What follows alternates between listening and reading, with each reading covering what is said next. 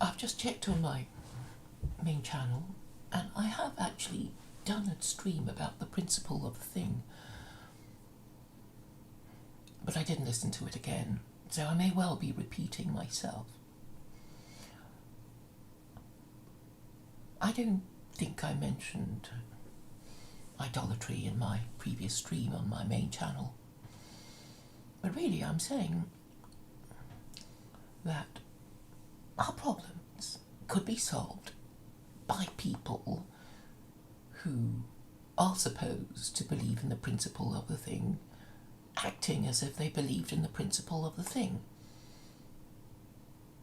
What does it mean to say the principle of the thing? It means really to follow one's principles, whatever they are, and it means even adhering to them when there is no immediate reward, so that we are identified as a person of principle, of being principled, so we can be trusted to behave in a certain way, whatever the situation. And the most important example I can think of is that we are honest. So if we tell the truth, whether it benefits us or not, then we will have a reputation of honesty, and the eventual reward of that would be people trusting us with lots of money, or whatever it is that is important to them, and we will increase in status because we have a reputation for being honest and trustworthy, and this means we get good jobs and better spouses.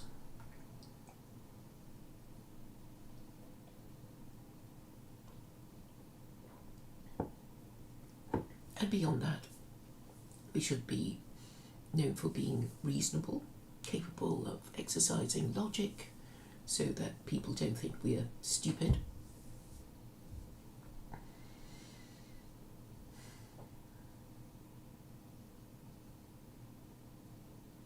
And beyond that, we have to ask ourselves what principles we ought to have other than that of being honest and capable of exercising our reason, because you could have an honest mass murderer, couldn't you? Or an honest robber, in that he will say that he's going to take your stuff, and does. What principles ought we to have? The no-hide laws say we ought to have the principle of not killing people, not stealing from them, not committing sexual immorality, and not eating an animal while it's still alive, and having a court and legal system that means that our society is not subject to arbitrary law, because there will be a court and legal system working on precedent and the rule of law to enforce the rule of law. And so we come to the difficult part, which is the prohibition against idolatry and blasphemy. So why do I say the problem could be solved by people adhering to that principle? And I do mean Jews, because it's kind of their thing, really, the no-hide laws. And I think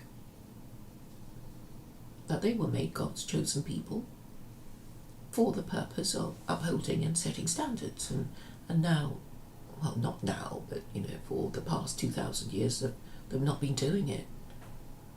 And this has caused quite a few problems in the world, and it's culminated in the whole world miserable because of lockdown and just the prospect of life getting harder, and their governments getting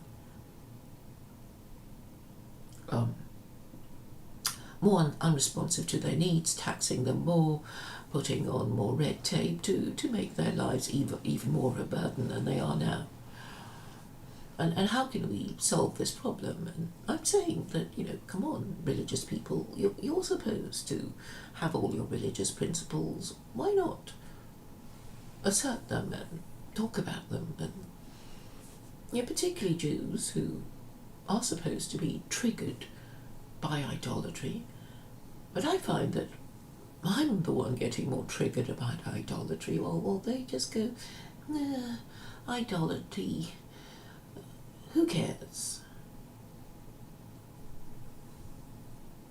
So there's a sort of curious kind of transfer of responsibility in a way, because apparently Jews don't care about idolatry. They don't care about their role as God's chosen people with certain responsibilities and obligations to the Gentile, and they're just pretending that they were just chosen by God to not do anything in particular, really. And I would say it's obvious what they have to do, and they just have to say what they think God chose them for, or discuss it with me, preferably, what God chose them to do, and then things will right themselves. And Christians also, they know their 10 Commandments, and they know that idolatry and blasphemy is forbidden for them, and so they should understand the principle of the thing. If they really believe in the 10 Commandments, and why don't they talk about them if they're confident about their understanding of the 10 Commandments? And I'm saying that their religion is actually compulsory idolatry. And nobody wants to talk about that with me, because they don't care about the principle of the thing. And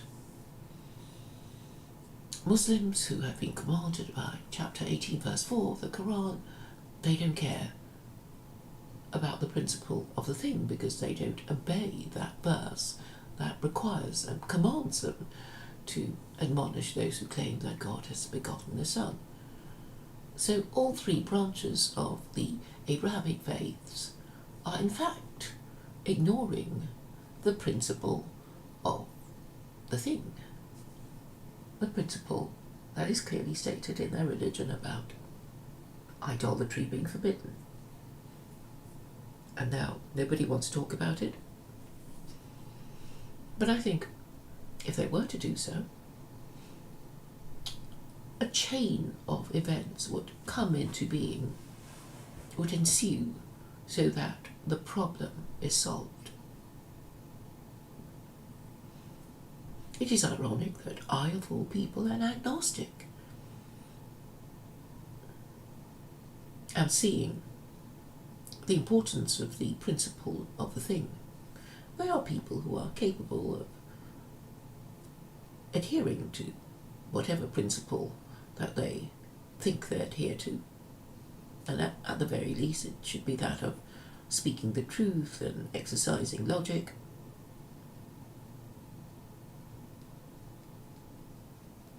And being mindful of, all the eternal and universal laws that God decreed should be followed by all of humanity, i.e. the no-hide laws, which I think even atheists can agree with. But nobody's talking about it. These Jews, these rabbis, they're not talking about it because I guess they don't care about the principle of the thing, and nor do Christians who are not at all troubled by their idolatry that they cannot explain, and nor do the Muslims care, because they're supposed to be admonishing Christians, but they don't want to, or they don't want to get cancelled, and so they're just ignoring it because they don't care about the principle of the thing, even though their religion requires them to care about the principle of forbidding idolatry. So if they all decided to have a good think about whether they've been doing what they were commanded by God to do,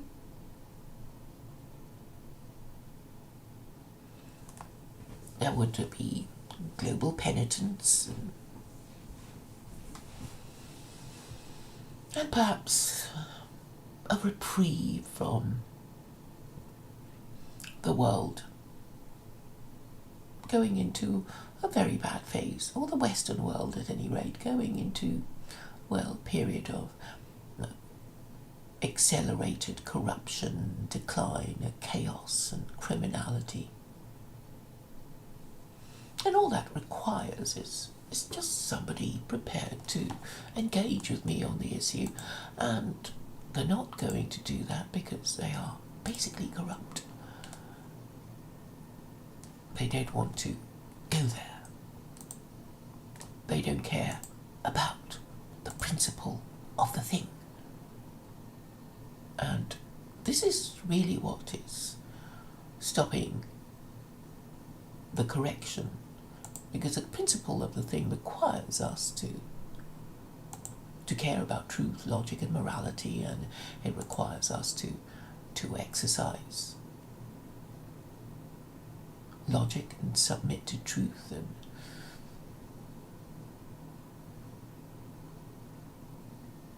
and obey the no-hide laws. And it requires rabbis to rank the 4 Gentile religions, and it seems they're too frightened of doing so, because to do it now would attract questions of, well, why didn't you do it before? But actually that would be quite good, because then the rabbis could say, well, we were afraid to do it before and nobody would have listened to us anyway because everybody was doing fine. The West was in charge of the world. Westerners were masters of the universe. They were the most wealthy people, and they wouldn't have listened to rabbis telling them about their religion, which they no longer believed in, being idolatry. So, well, perhaps it's just as well that they saved it up for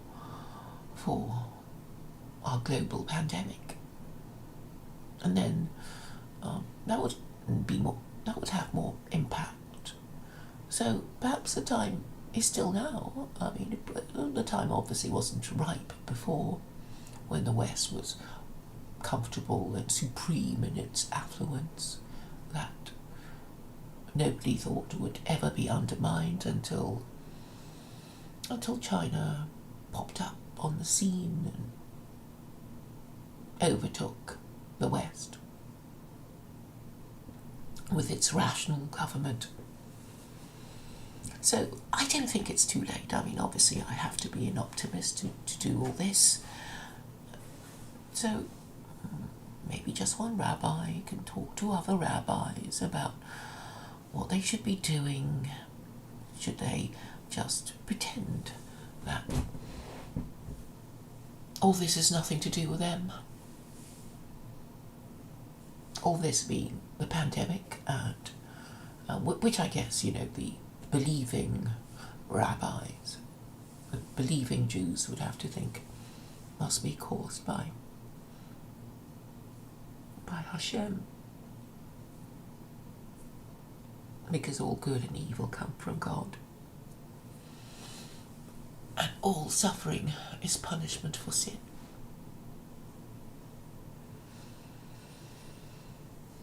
And they should have done what their religious principles required them to do. And of course the Christians, they are atheists. And atheists don't care about the principle of the thing. So that entirely explains their behaviour. So that's why they don't talk about whether they might be guilty of idolatry. They just want to, well, avoid any discussion about their idolatry. And Muslims, although some of them are quite active, they do argue with Christians and challenge them for their idolatry, and in terms that I believe, well, I have heard are quite offensive. But you don't need to go out of your way to offend Christians. It is enough if you ask them the same question again and again, which is, how is Jesus God? Or, how and why is Christianity not idolatry? Either form will do. Don't try anything else, because I think that usually involves insulting Jesus and his mum, and there's no need to go over the top with being offensive. In fact, there is no need, because if you put it to them in these terms, they will have to come up with an explanation. But if you just insult Jesus, they will, they'll just say, "Ooh, you're so rude, we're just not going to talk to you anymore." The other thing that can be said to Christians is, why don't you care that you are guilty of idolatry and blasphemy? Why don't you care? You ought to care, but you don't care. So maybe you're just an atheist, pretending to be Christian. Why would you do such a thing? That's a good question, isn't it? Why would they? Why would an atheist pretend to be Christian? Because they think it gives them a higher status. Also, it gives them cover for their anti-Semitism and their Islamophobia. Because by claiming to be Christian, they think they have a religion, so they don't have to use Islam or consider Islam. But their arguments are so pathetic, really. I mean, it is so obvious that Christianity has failed because their politicians are so corrupt and their society is going down the toilet, and they hate their politicians, and they're all suffering from mental health issues, and they are neurotic with hatred and fear of each other and their politicians, as well as the usual hate groups for them, Jews and Muslims and foreigners. But just one group doing the right thing would start the ball rolling, or just one senior rabbi, and I guess if not one senior rabbi, just any old rabbi, I guess, prepared to speak the truth and go on a journey of where the truth will take him. And the same goes for Christians and Muslims. I have embarked on a journey, a lifetime journey of exploring the truth, seeing where it takes me, seeing how people react to the truth. It's been very educational. There's so much hypocrisy everywhere. And the Quran, there's an entire chapter in the Quran about hypocrites. And hypocrites will always exist, because we all have times when we want to be on our best behaviour, which means pretending to be better than we are. So it's not really possible to eliminate hypocrisy. But the principle of the thing is crucial to making us do the things that we don't want to do, such as telling the truth when it means punishment. And I'm reminded again of Washington, you know, that story of him chopping down the cherry tree. Why would he do such a thing? It's not explained, but anyway, his father was angry with him, and he said to his father, "Father, I cannot tell a lie. It was I who chopped down the cherry tree." We don't know if it's true or not, but he was an American sage. He's still right about so many things about America. And even now, in its state of dementia, the American political establishment still follow the tradition of reading his farewell speech every February. And that was really how I came to have heard of it. But it's dismaying that so many Americans I speak to have not heard of it and really don't know its contents. Even American Muslims don't know of the speech. They don't know its contents. I've been trying to get an American Muslim to read Washington's farewell speech, but I guess the usual busyness of life prevents him from doing so. But I think it's an important speech containing important information, and I will be emphasizing this point at some time this weekend. In fact, on Sunday.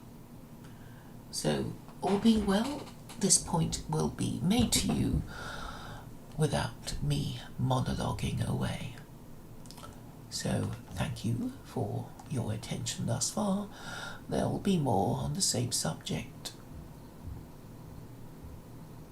Do reflect on what I say and perhaps discuss it with others in real life if you have any friends that you trust or family members too,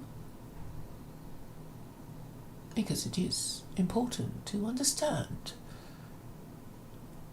the principle of the thing.